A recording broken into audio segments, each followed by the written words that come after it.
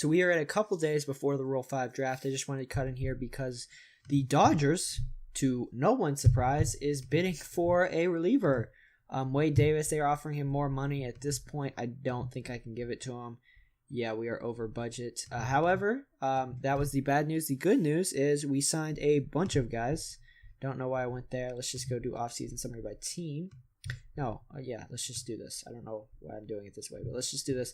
We signed Travis D'Arnaud to that 2-year, $60 million deal.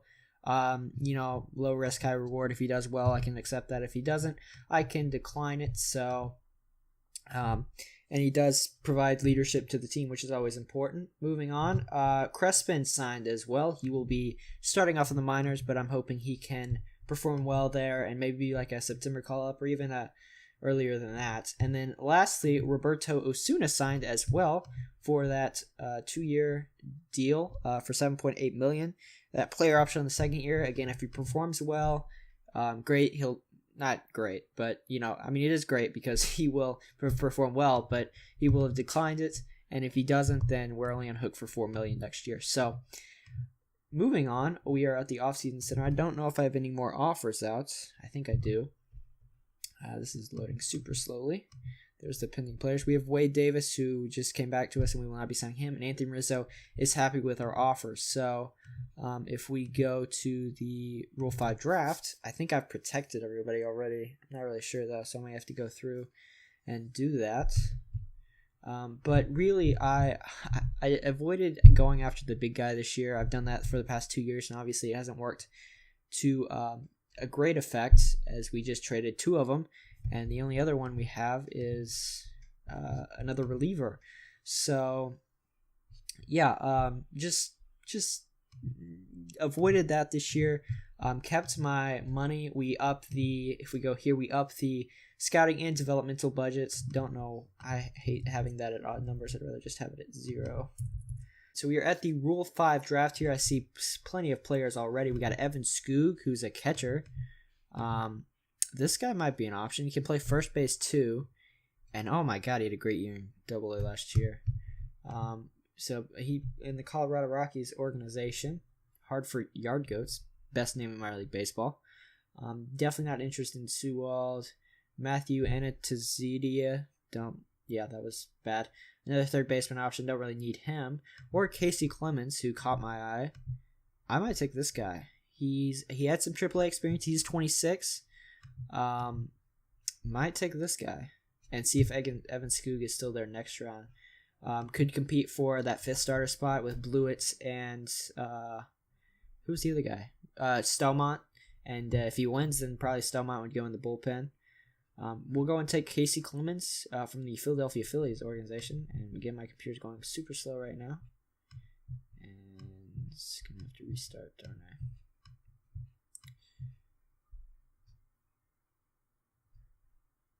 Okay, I'm going to restart all that.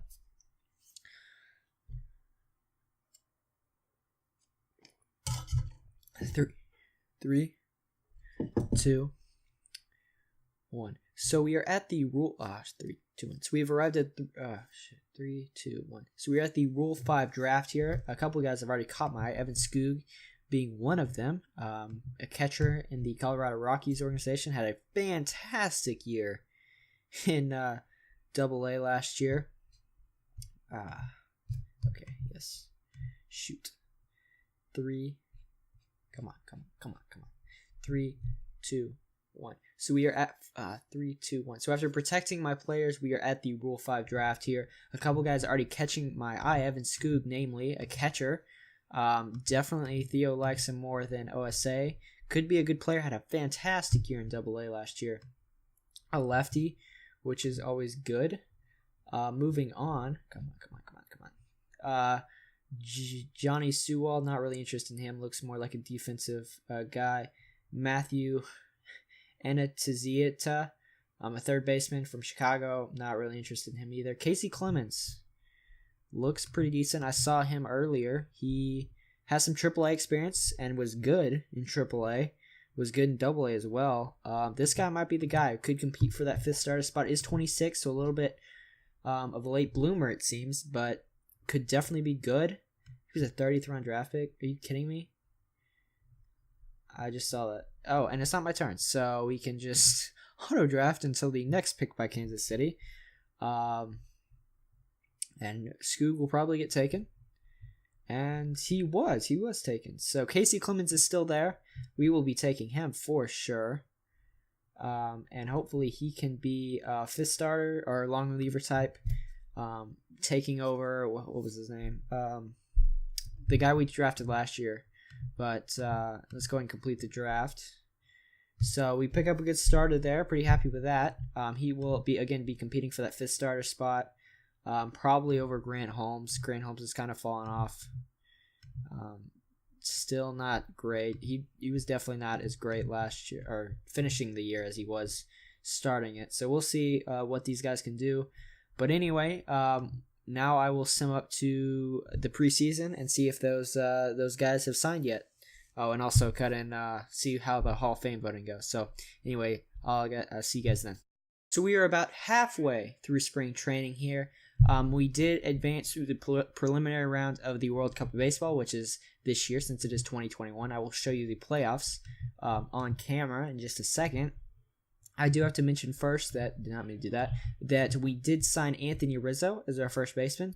He will be playing first base while, right now it's not set up that way, but he will be playing first base while O'Hearn takes over DH for this guy. I don't know where we get these random first basemen, but anyway, that's besides the point. I also want to mention that two guys got elected to the Hall of Fame. I don't know where it is exactly. Here we go. Barry Bonds in his 9th year, as well as Roger Clemens also in his 9th year. So probably well deserved, even though he took steroids. That's besides the point.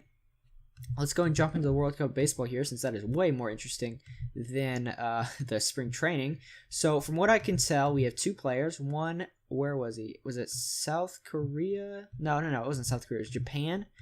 If we go to lineups, we have Maeda, who we just traded for. He keeps getting set as a third baseman, but whatever.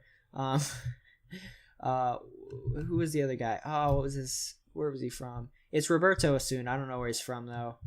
I just guess. Colombia's out, isn't it? Puerto Rico? Nope. South Korea? No, that's not it. Whatever, we'll figure it out. It's got to be Dominican?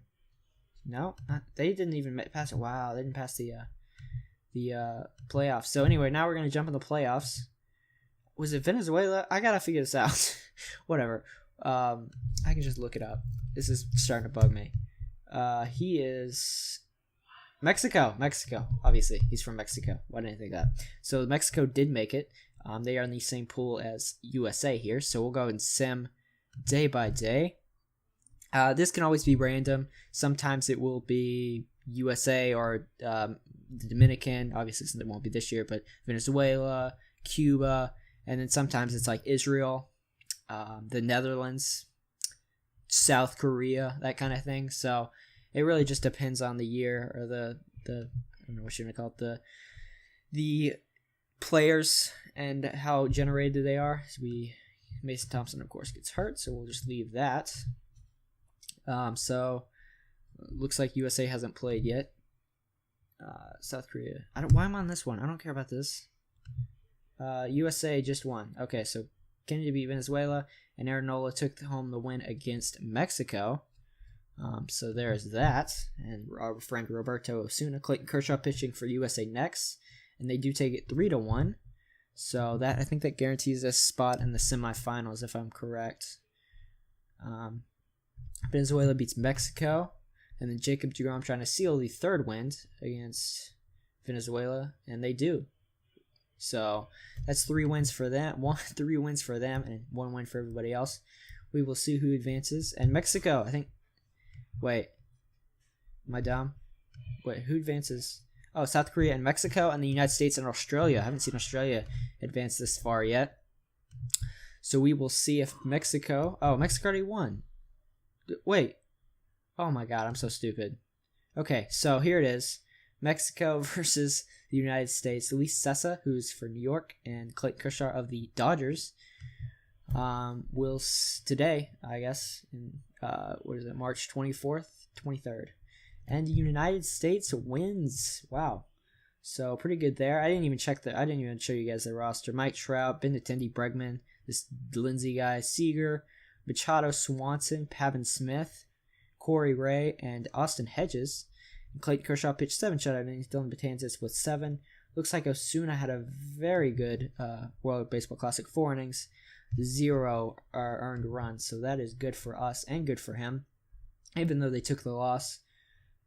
So now we will go back to spring training since that is over. And we will sim the rest of the way. And I think I will, let's go and check out the mail.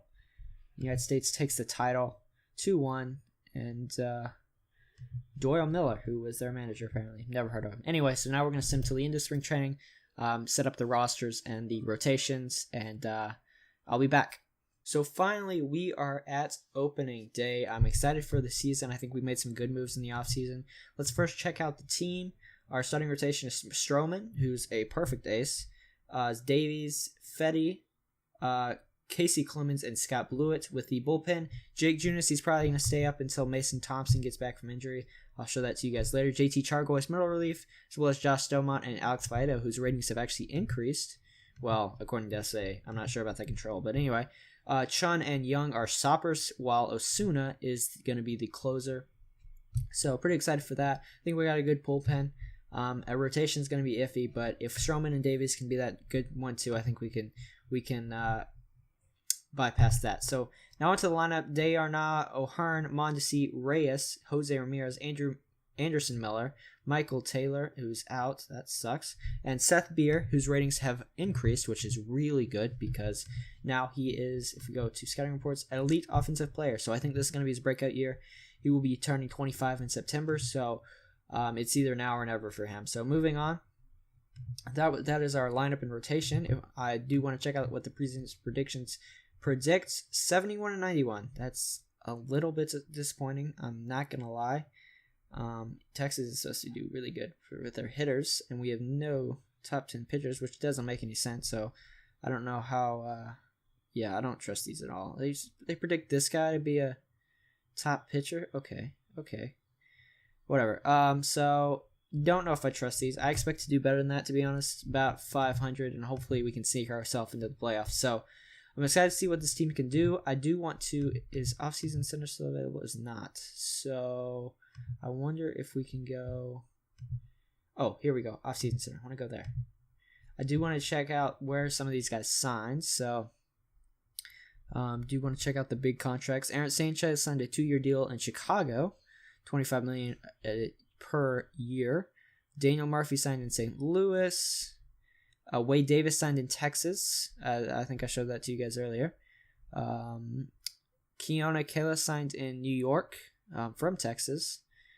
Devin Travis signed in New York as well. This time the Yankees. Moving on, Brack signs in San Francisco. Adam Ottavino signed in Boston. So a lot of the big market teams coming in and taking guys. Drew Storen signed in San Francisco. Mike Leake, who is a reliever, I think, signed in Toronto for $24 million over $6 million over $24 million over $6 million a year. Jonathan Scope signed in New York. Martin Perez signed in Texas, so making his comeback to Texas. Don't know how that's going to work out. Dan Otero signed in San Francisco.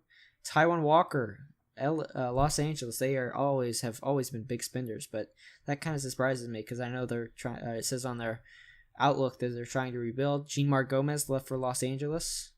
Hector Rondon, he's not the same player used to be. Sam Dyson signs with New York Yankees. Andrew McCutcheon signed with Los Angeles. Eugenio Suarez signed back with Cincinnati. That is a huge contract, $102 million over 6 years. Yasmani Grandal signed in Pittsburgh. Anthony Rizzo signed with us. Luis Vega signed in Chicago, so that should be interesting to see how he pans out. Jose Quintana signed in Texas. Would have probably went after him. Well, that's 5 years. I don't really want 5 years. $8 million is not bad though. Neftali Feliz signed in Minnesota. I'm really looking for Addison Reed, if I can find him. Matt Carpenter. Dylan Betances signed in New York. Sean Doolittle. Ooh, he is out for 8 to 9 months. Signed for New York. Alex Colomé signed in Boston. Britton in Washington. Where is Osuna? There's Osuna. I want to see where Addison Reed, St. Louis, $10 million a year for only 1 year. You serious, Addison? I would have signed you for like, yeah, I wouldn't have signed you for that. I would have signed you for like 8 over 2 though, if you would have been interested in that, but he wasn't. We will see you, Addison. Probably the longest tenured player in Kansas City besides O'Hearn. Yeah, and Beer. So anyway, that's kind of disappointing that we weren't able to pick him. But again, 71 wins isn't bad. I do want to check out the top prospects, and then I'll end the video. So Crespin is 4. Okay. He will not be called up immediately, probably more later in the year. If our offense struggles, I guess he could be called up pretty soon. He's our only hitter. And pitchers-wise, we have none. So we have one top 10 or one top 100 prospect. Outlook not looking too great. What is the guy we traded? Dante Neverson is number 5. OSA still loves him. Scout still is okay about him. I don't know. 24 at low A doesn't speak well for his development. That's all I'm going to say. I wish the best of luck to this guy, but not too much luck because I would hate for this trade to look bad. We still got Reese McGuire's ratings finally increased, which is not good because anyway, Andy Dunn is a reliever now. Looks to be decent. Danny Barrows looks to be really good. I think we traded our most successful draft class away. Wow, okay. And then Khalil Lee is literally nothing. So that makes me feel a little bit better. And we got Marcus Stroman back. Hopefully he can put up a fantastic year. His development is only going up, so that's good. So anyway, that is going to be a video. Make sure to hit that like button if you did enjoy. Leave any constructive criticism in the comment section below. And this is Magnus Gaming, signing out.